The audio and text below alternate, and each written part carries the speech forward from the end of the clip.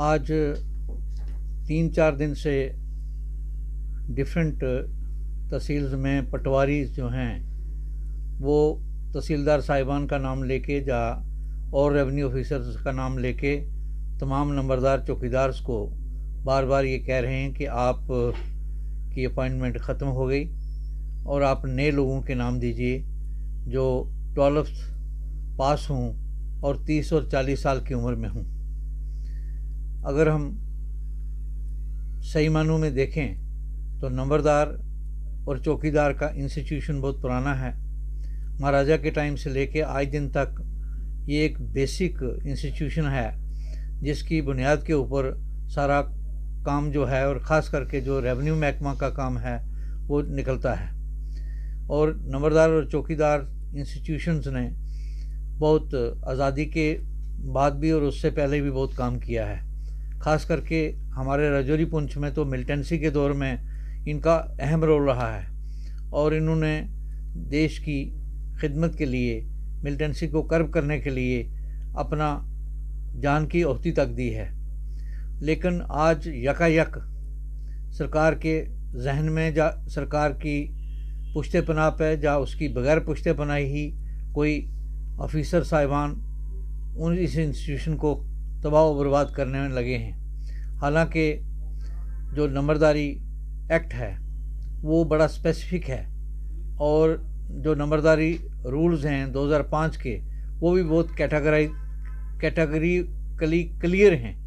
कि ये इंस्टीट्यूशंस बहुत इम्पॉर्टेंट हैं और इन इंस्टीट्यूशंस में यहाँ तक कहा गया है, रूल्स ये बताते हैं कि जिस फैमिली का एक नंबरदार हो, अगर वो उनकी डेथ भी हो जाती है या किसी वजह से वो बीमार होते हैं और काम नहीं कर सकते, उसी परिवार का कोई व्यक्ति जो है वो ये काम संभाले, क्योंकि ये एक लीगेसी है जो एक परंपरा के तौर पर समझा जाए या कानून के तौर पर समझा जाए हुई है। और मुझे ये कहते ये फ़ख्र होता है कि इस इंस्टीट्यूशन को नंबरदार और चौकीदार को 98 रुपये या 100 रुपया माहाना ऑनरेरियम दिया जाता था। गुलाम नबी आज़ाद यहाँ चीफ मिनिस्टर आए और उन्होंने इसको बढ़ाया, इस इंस्टीट्यूशन को स्ट्रेंथन करने की कोशिश करी और फिर उसके बाद हर सरकार ने का प्रयास रहा कि ये इंस्टीट्यूशन जो है एक बड़े और पूरी तरह से काम करे और इनको भी एक इज़्ज़त अफजाई हो।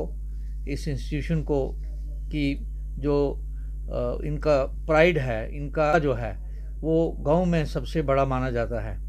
तो गांव का जो बड़ा होता है उसकी सब इज़्ज़त मान और आदर करते हैं। लेकिन इस तरह से रात को, दिन को, सुबह शाम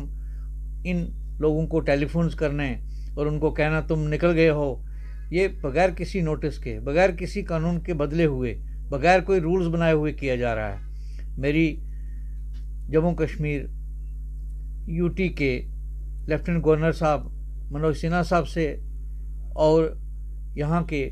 चीफ सेक्रेटरी अरुण कुमार मेहता साहब से और रेवेन्यू सेक्रेटरी साहब से दरख्वास्त है कि फौरी तौर पर इसमें इंटरवीन करें और ये जो एक इस इंस्टीट्यूशन को